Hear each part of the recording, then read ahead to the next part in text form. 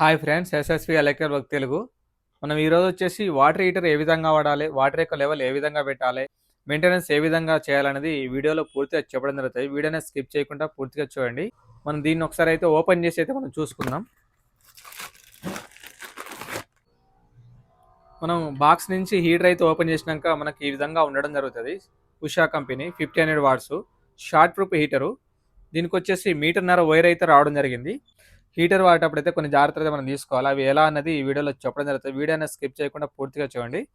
ఇవాళ ఫస్ట్ మనం బకెట్లో వాటర్ పట్టంగానే మ్యాక్సిమం వాటర్లో అయితే ఇక్కడ వరకు అయితే చూసుకోవాలి. గమ్ అయితే పోసి ఉండడం జరిగింది కదా. ఈ గమ్ము వేయడం వల్ల మనకు కంప్లీట్గా హీటర్ అనేది మొత్తం వాటర్లో వేసినా కానీ పెద్ద ప్రాబ్లం అయితే ఏముండదు. మీకు ఐడియా కోసం అయితే ఇది కూడా ఒకసారి మీకు చూపెడతాను. చూడండి, ఇందులో మనం వాటర్లో పడినప్పుడు ఈ హీటర్ అనేది పడినప్పుడు షాక్ అయితే రావడం జరుగుతుంది. ఇది కంప్లీట్గా వాటర్లో పడినా కానీ ఎలాంటి షాక్ అయితే రావడం జరుగుతుంది. కంప్లీట్ ప్యాక్ అయితే ఉండడం జరుగుతుంది. వాటర్ లెవెల్ తక్కువ పెట్టినప్పుడు ఏమైందంటే ఇదంతా హీట్ అయ్యి లోపల ఇది కాలిపోయే అవకాశం ఉంటుంది. ఈ లోపల కనెక్షన్స్ కూడా కాలిపోతూ ఉంటాయి నార్మల్ హీటర్లకు. చూడండి, ఈ హీటర్లకు ఇది నార్మల్ హీటర్ కదా, ఇది వచ్చేసి షార్ట్ ప్రూఫ్ అయితే పక్కన పెడదాం. ఇది నార్మల్ హీటర్ కదా. ఈ నార్మల్ హీటర్ ఏంటంటే వాటర్ యొక్క లెవెల్ తక్కువ పెట్టినప్పుడు ఈ రాడ్ నుంచి ఇటు వరకు ఓవర్గా హీట్ అయిపోయి కలెక్షన్స్ కాలిపోయే అవకాశం ఉంటుంది. సపోజ్ ఇది షార్ట్ ప్రూఫ్ అయినా సరే వాటర్ యొక్క లెవెల్ తక్కువ పెట్టినప్పుడు ఈ వైర్ కూడా కాలిపోయే అవకాశం ఉంటుంది. షార్ట్ సర్క్యూట్ అవుతూ ఉంటుంది.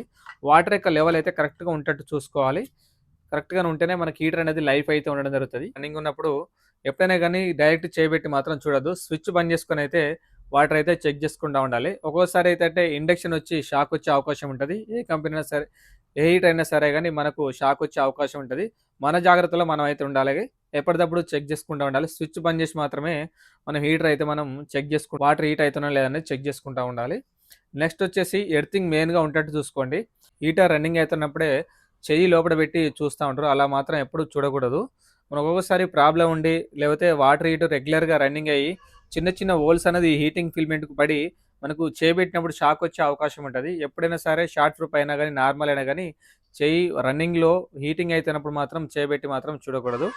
ఈ వాటర్ హీటర్ వాడేటప్పుడు మెయిన్గా వచ్చేసి ఐరన్ బకెట్లా కాకుండా ప్లాస్టిక్ బకెట్లో వాడే ప్రయత్నం చేయండి. ప్లాస్టిక్ బకెట్లో మనకు వాటర్ అయితే తొందరగా హీట్ కావడం జరుగుతుంది. ఈ ప్లాస్టిక్ బకెట్లో పెట్టేటప్పుడు కూడా సైడ్కు తాకియకండి.